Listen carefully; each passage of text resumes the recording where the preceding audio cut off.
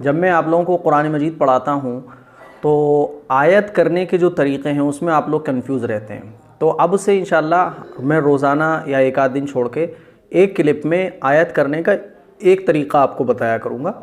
इंशाल्लाह 8-10 क्लिप में आयत करने के जो मुकम्मल तरीक़े हैं वो कंप्लीट हो जाएंगे।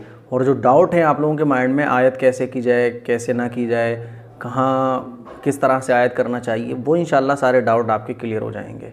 तो एक शॉर्ट क्लिप चलेंगी ये, फिर उसके बाद जब आयत करने के पूरे तरीक़ा आप लोगों को बता दूंगा तो फिर एक क्लिप बना दूंगा इंशाल्लाह, ठीक है। एक बहन ने कमेंट किया था और उन्होंने एक क्वेश्चन पूछा था कि मुफ्ती साहब दोनों जगह ता बने हुए होते हैं, लेकिन आप जब आयत करते हैं तो एक जगह दूसरी तरह से करते हैं, दूसरी जगह दूसरी तरह से करते हैं। अब उनका क्वेश्चन क्या था, आइए मैं कुरान मजीद पारा ओपन करके आपको दिखाता हूँ कि देखिए, एक होती है गोलता, यानी हा के ऊपर जो दो नुक्ते बने होते हैं तो वो कहलाती है गोलता, और एक होती है लंबी वाली ता, अलिफ बाता वाली। तो इन दोनों ता में आयत करने का तरीक़ा अलग अलग है। तो आज हम इसी को सीखते हैं। आइए पारे पर देखते हैं। देखिए, ये एक लफ्ज़ बन रहा है माअदूदात, ठीक है।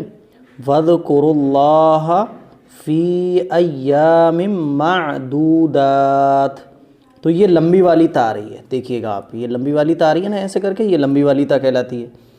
अब हमें यहाँ आयत अगर करनी है, लंबी वाली ता आ जाए, ठीक है, और लंबी वाली जब ता आ जाए तो हमें यहाँ आयत करनी है। तो कैसे करनी है, मैंने इसको पढ़ा माअदूदात, मीम ऐन ज़बर मा, दाल वाव पेश दू, माअदू, दाल खड़ा ज़बर दा, माअदूदात, ता दो ज़ेर तिन, माअदूदातिन। आगे आयत बन रही है तो ये पढ़ा जाएगा माअदूदात, ठीक है, माअदूदात पढ़ा जाएगा। लेकिन इसी तरह से एक ता दूसरी आती है, देखिए नेक्स्ट पेज पर मैं दिखाता हूँ आपको।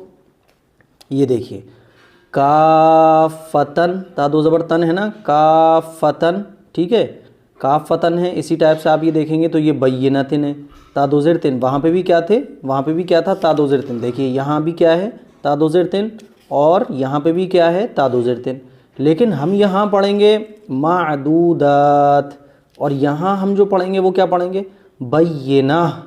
तो उन बहन ने मेरे पास सवाल ये भेजा था कि मुफ्ती साहब यहाँ आप पढ़ते हैं बय्यिना और यहाँ पढ़ते हैं माअदूदात, तो दोनों में फ़र्क क्या है। हालांकि यहाँ भी ता है और यहाँ भी ता है। क्वेश्चन समझ में आ गया? अगर क्वेश्चन समझ में आ गया हो तो कमेंट करके मुझे ज़रूर बताइएगा। देखिए, दोनों में फ़र्क ये है कि यहाँ जो ता बन रही है वो है गोलता, देखिए कहलाती है गोलता। मेरे पास कॉपी भी रखी हुई, मैं आपको दिखाता हूँ, ये कहलाती है गोलता। इस टाइप से जहाँ ता बनी होगी ये कहलाती है गोलता, ठीक है। जैसे यहाँ बन रही है तो ये क्या बन रही है, गोलता। जब गोलता पर आयत करेंगे तो वो बन जाता है हा साकिन।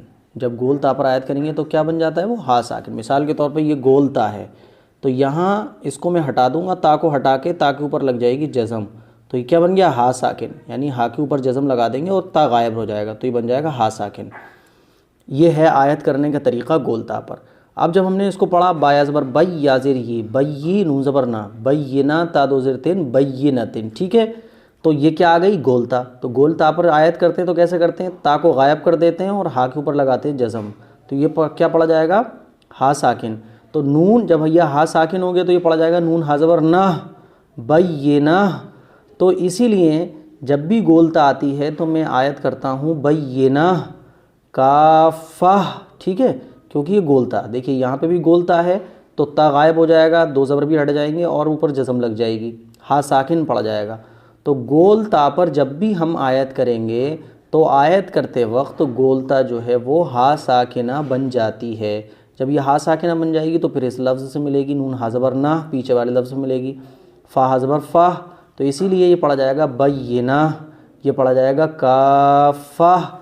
लेकिन जब यही आयत हम यहाँ करेंगे माअदूदातिन तो ये माअदूदाह नहीं पढ़ा जाएगा, बल्कि ये गोलता नहीं है। यहाँ कैसी ता है, ये लंबी वाली ता है, यहाँ नहीं बन रहा है, तो यहाँ जज़म लगा देंगे, जज़म लगा देंगे तो ये पढ़ा जाएगा माअदूदात, माअदूदात। ये फ़र्क है लंबी वाली ता और गोलता में आयत करने का फ़र्क। समझ में आ रही है बात? तो जहाँ कहीं भी अगर ऐसी वाली ता आएगी तो आखिरी लफ्ज़ पर जज़म लगाकर सांस तोड़ेंगे और ता ही रहेगा। लेकिन जब ऐसी वाली ता आएगी, गोलता कहते हैं जिसको, तो फिर ये ता हट जाएगी और हा के ऊपर जज़म लगाकर हा साकिन पढ़ा जाएगा बय्यिना काफ़ा। तो ये है दोनों में फ़र्क। उम्मीद करता हूँ ये फ़र्क आपको समझ आ गया होगा। इसी तरह टाइप से आप कमेंट करें, इंशाल्लाह जितने भी डाउट आपके कुरान मजीद को लेकर हैं वो इंशाल्लाह मैं डाउट क्लियर करने की कोशिश करूँगा। ये आयत करने का तरीक़ा आपको समझ में आया या नहीं आया, कमेंट करके ज़रूर बताइए। अस्सलामु अलैकुम वरहमतुल्लाहि वबरकातुहू।